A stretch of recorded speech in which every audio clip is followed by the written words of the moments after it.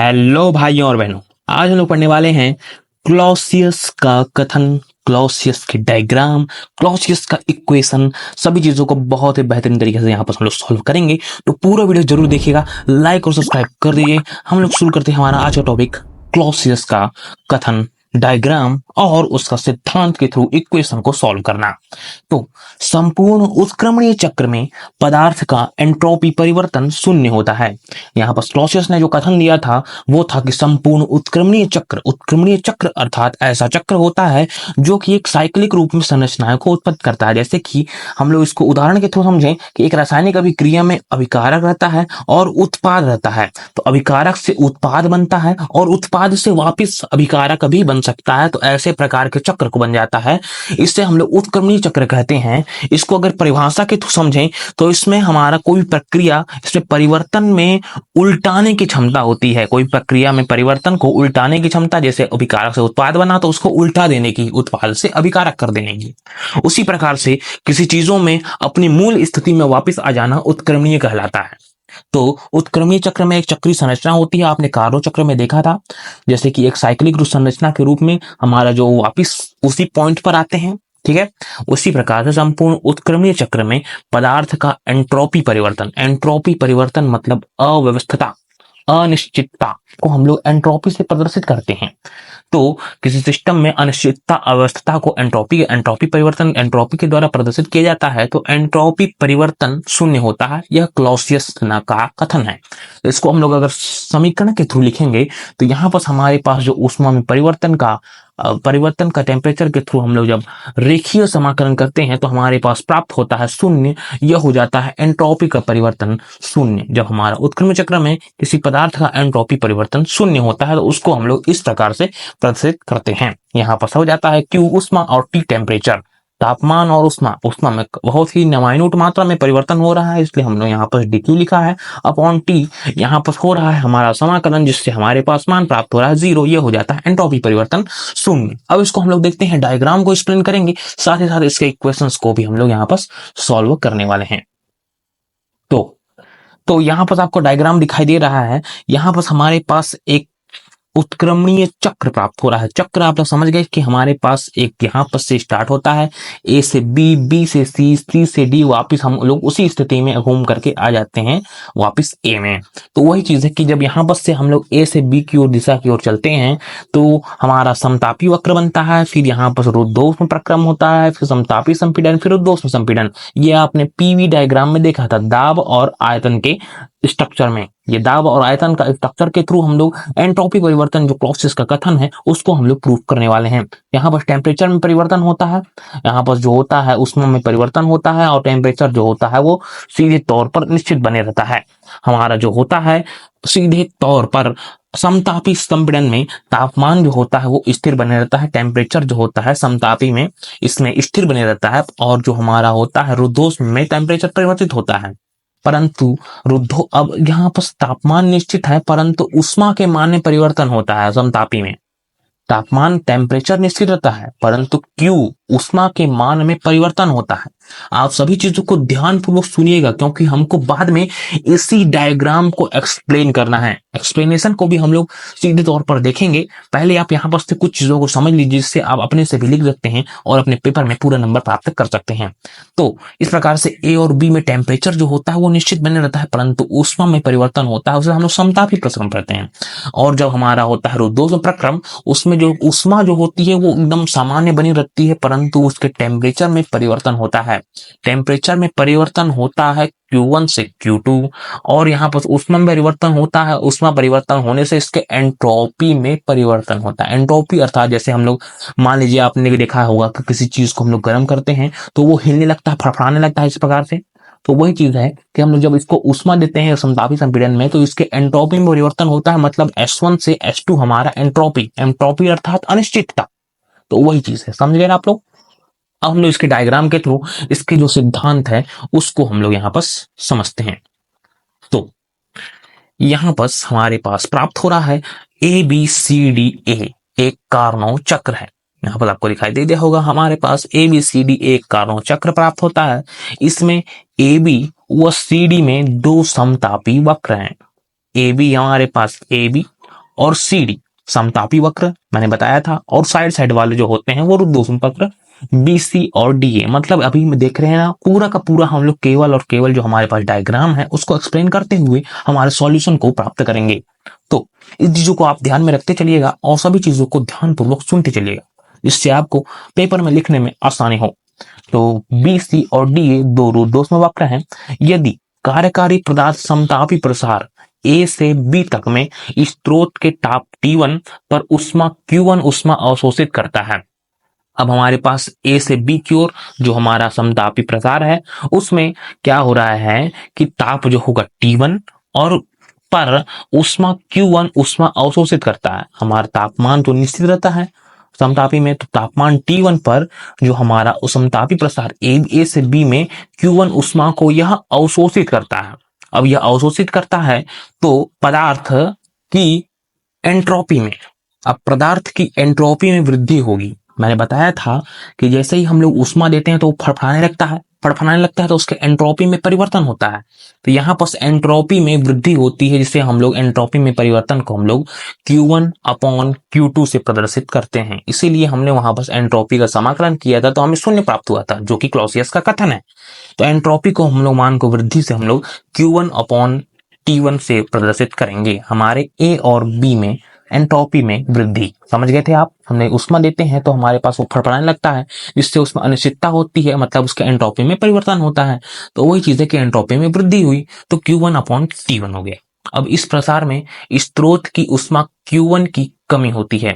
इस प्रकार से यहाँ बस अतः इसकी एंट्रोपी में कमी होगी।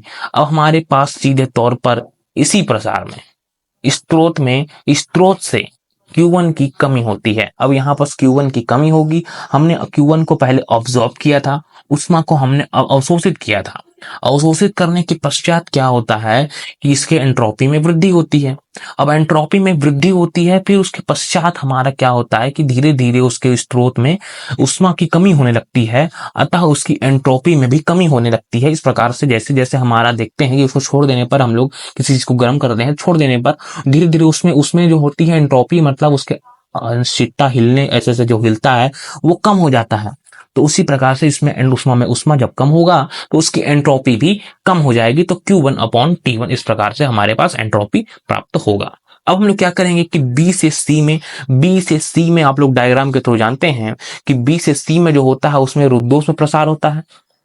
रुद्धोष्म प्रसार में एंट्रोपी की परिभाषा के अनुसार कोई परिवर्तन नहीं होता है। हमने इसमें उष्मा देते ही नहीं है, क्योंकि इसमें तो टेम्परेचर में परिवर्तन होता है, ताप में परिवर्तन होता है। उष्मा इसमें देते ही नहीं है, जिस कारण से उसके एंट्रोपी में परिवर्तन होता ही नहीं है। तो कोई परिवर्तन नहीं होता, इसलिए एंट्रोपी इसमें शून्य होती है। ठीक है, अब हम लोग C से D की ओर चलेंगे। हमारा पूरा का पूरा जो चक्र है उसमें एंट्रोपी क्या हो रहा है, उष्मा हम कब दे रहे हैं, इस चीजों को बहुत ही डिटेल के थ्रू बस बताना है। इसमें आपको बहुत ही परेशानी लेने की कोई भी दिक्कत वाली बात यहाँ पर नहीं होने वाली है। तो C से D तक समतापी संपीड़न में कार्यकारी पदार्थ सिंक के ताप T2 पर Q2 उष्मा लेता है। अब यहाँ पर हमने बताया था कि जो हमारा नीचे वाला भाग होता है उसमें Q2 उष्मा और T2 ताप होता है। T2 ताप पर Q2 उष्मा देता है। इसी प्रकार से C से D तक पदार्थ की एंट्रोपी हो जाएगी Q2 अपॉन T2। इस प्रकार से एंट्रोपी में कमी। अब यहाँ पर धीरे धीरे क्या हो रहा है कि ताप जो है Q2 पर लेता है, इस कारण से उसकी एंट्रोपी में वृद्धि होगी Q2 अपॉन T2। यहाँ पर आपको समझ में आ गया होगा कि हम यहाँ पर क्या कर रहे हैं कि उष्मा देते हैं, जिससे कि उसका जो होता है एंट्रोपी, पदार्थ की एंट्रोपी में कमी होती है, Q2 अपॉन T2 हो जाता है। परंतु जब इसका संपीड़न में सिंक द्वारा ताप T2 और उष्मा लेते हैं, अब हम लोग उसमें से उष्मा लेते हैं तो अतः उसकी एंट्रोपी में वृद्धि होती है, उसकी अनिश्चितता में वृद्धि हो जाती है, जिस कारण से Q2 अपॉन T2 हमारे पास एंट्रोपी प्राप्त होती है। इस चीजों को आपको ध्यान में रखना है कि C से D की ओर हमारे पास और A से B की ओर ही एंट्रोपी में परिवर्तन होता है। उनके एंट्रोपी में कमी होती है, ऊपर वाले में वृद्धि पहले होती है फिर कमी होती है, और नीचे वाले में जो C से D वाले में पहले कमी होगी फिर उसके पश्चात जब हम उष्मा लेते हैं तो उसमें वृद्धि होती है। अब पुनः हमारा लास्ट जो चक्र बचता है, जिससे हम वापिस हमारे फर्स्ट पॉइंट पर पहुंच जाएंगे। D से A में हमारे इसमें टेम्परेचर जो होता है वो हमारा परिवर्तन होता है, परंतु उष्मा में कोई परिवर्तन नहीं होने के कारण इसके एंट्रोपी में परिवर्तन नहीं होता है। आप समझ गए होंगे कि रुद्धोष्म संपीड़न में एंट्रोपी में कोई परिवर्तन नहीं होगा। अतः संपूर्ण चक्र A B C D A में पदार्थ की एंट्रोपी में वृद्धि। अब हम लोग पूरे के पूरे चक्र में एंट्रोपी में किस प्रकार से परिवर्तन हो रहा है, किस प्रकार से वृद्धि हो रही है, किस प्रकार से सभी चीजों को हो रही हैं, उसको अब सॉल्यूशन के थ्रू हमको अब बताना है। तो यहां पर आपने देखा था कि हमारे पास एंट्रोपी में वृद्धि होती है, तो एंट्रोपी में वृद्धि में एंट्रोपी में लाभ माइनस एंट्रोपी में हानि कमी। तो एंट्रोपी में लाभ Q1 upon T1 minus Q2 upon T2। हमारे पास लाभ हुआ था, फिर एंट्रोपी में कमी, मतलब हमारे पास फर्स्ट वाले में जो एंट्रोपी में वृद्धि हुई थी और दूसरे वाले में एंट्रोपी में जो कमी हुई थी शुरू में, उन चीजों को हम लोग को यहाँ पर लिखना है वृद्धि वाले में। अब यहाँ पर हम लोग इसको अगर सॉल्व करेंगे तो पूर्ण उत्क्रमणीय कार्नोट चक्र के लिए Q1 अपॉन T1 बराबर Q2 अपॉन T2 प्राप्त हो जाएगा। ठीक है, इस प्रकार से यहाँ पर हम लोग अगर देखें तो ये वाला समीकरण में हम लोग कुछ नहीं किए हैं, एंट्रोपी में वृद्धि को और शून्य माना तो इसको उधर पक्षांतर करेंगे और पूर्ण उत्क्रमणीय चक्र के लिए हमारे पास ये मान प्राप्त हो जाएगा। ठीक है, अब यहाँ पर हमारे पास कार्नोट चक्र सिद्धांत से कार्यकारी पदार्थ की एंट्रोपी में कुल परिवर्तन। अब हमारे पास जो कार्नोट चक्र का सिद्धांत है उसके अनुसार जो कार्यकारी पदार्थ के एंट्रोपी में कुल परिवर्तन हो रहा है उसको हम लोग निकालेंगे तो Q1 upon T1 minus Q2 upon T2 equal to 0 करेंगे तो हमारे पास मान प्राप्त हो जाएगा ये वाला। ठीक है, अब यहाँ पर हमारे पास दाब और आयतन में एक और डायग्राम प्राप्त होता है। यहाँ पर हम लोग किसी एक अन्य कण के लिए हम लोग अन्य कण में होने वाले उष्मा देने पर, तापमान परिवर्तन करने पर होने वाले परिवर्तन को, एंट्रोपी को, अनिश्चितता को, सभी चीजों को यहाँ पर हमने प्रदर्शित किया है। इस चित्र को भी आप अपने पेपर में बना लीजिएगा, जिससे कि क्या होगा कि यहाँ पर आपको जो भी चीजें होंगी इससे आपको टीचर को देखेंगे और ये चीजों को एक्सप्लेन करेंगे तो यहाँ पर आपको कुछ नंबर और भी एक्स्ट्रा मिल जाने वाले हैं, क्योंकि यह क्लॉसियस के द्वारा ही दिया गया था। इसमें एक कण के लिए हमने एंट्रोपी में परिवर्तन, दाब और आयतन के लिए आरेख को खींचा है। तो अब हम लोग देखते हैं उसके आगे वाले इक्वेशंस को। तो यदि Q1 व Q2 को बीजगणितीय राशियों की तरह लिया जाए तो निकाय द्वारा अवशोषित ऊष्मा Q1 ऊष्मा तथा उत्सर्जित ऊष्मा Q2 ऋणात्मक होगी। अब यहाँ पर हम लोग इसको देखें तो हमारे पास एक इक्वेशन प्राप्त हो रहा है जिसमें Q1 upon T1 minus Q2 upon T2 प्राप्त हो रहा है। अब यहाँ पर हमने देखा था कि हमने जब ऊष्मा ले रहे थे और दे रहे थे तो हमने देखा था कि हमारे पास पिछला जो इक्वेशन प्राप्त हुआ था वो था Q1 अपॉन T1, यहाँ पर माइनस था और इसमें माइनस का चिन्ह नहीं था, Q2 upon T2 equal to 0 था। तो यहाँ पर हमारे पास प्राप्त हो रहा है माइनस का चिन्ह अंदर में। तो यही चीज को यहाँ पर एक्सप्लेन किया गया है कि हम लोग यहाँ पर निकाय द्वारा अवशोषित ऊष्मा Q1 धनात्मक तथा उत्सर्जित ऊष्मा हमारी पास ऊष्मा जो हो रही है वो निकल रही है, तो उत्सर्जित हमारे पास Q2 ऋणात्मक होगी। तो इसीलिए हम लोग यहाँ पर जो हमारे पास उत्सर्जित ऊष्मा आ रही है Q2 उसको हमने ऋणात्मक में लिखा है, माइनस Q2 इसलिए लिखा, जिस कारण से हमारे पास ये इक्वेशन प्राप्त होता है। तो यहाँ पर हमारे पास जो इक्वेशन प्राप्त हुआ है अब हम इसको सॉल्यूशन करेंगे तो हमारे पास जो मात्रा प्राप्त होगी वो हो जाएगी Q1 upon T1 plus Q2 upon T2 equal to 0। अब समीकरण 2 में हमारे पास जो समीकरण 2 प्राप्त हुआ ये वाला समीकरण, उसमें उत्क्रमणीय कार्नोट चक्र के लिए बीजगणितीय राशियां Q अपॉन T का योग 0 होता है। अब हमारे पास जो उत्क्रमणीय कार्नोट चक्र होती है उसमें बीजगणित राशि ऊष्मा और तापमान का जो योग होता है वो 0 होता है। मतलब पूरे के पूरे जो हमारे चक्र है उसमें जो ऊष्मा और तापमान का जो योग करेंगे तो हमारे पास 0 प्राप्त होता है। ठीक है, तो अब प्रत्येक सूक्ष्म कार्नोट चक्र के लिए लागू करने पर हमारे पास जो सूक्ष्म कार्नोट चक्र है जिसमें यहाँ पर ऊष्मा में माइन्यूट परिवर्तन होता है, प्रत्येक सूक्ष्म कार्नोट चक्र के लिए लागू करने पर हमारे पास dQ1 upon T1 plus dQ2 upon T2 equal to 0 हो जाएगा। अब हम लोग यहाँ पर करेंगे सीधे तौर पर सभी का योग और दोनों का योग करने के पश्चात हमारे पास sum of dQ upon T equal to 0 प्राप्त हो जाएगा।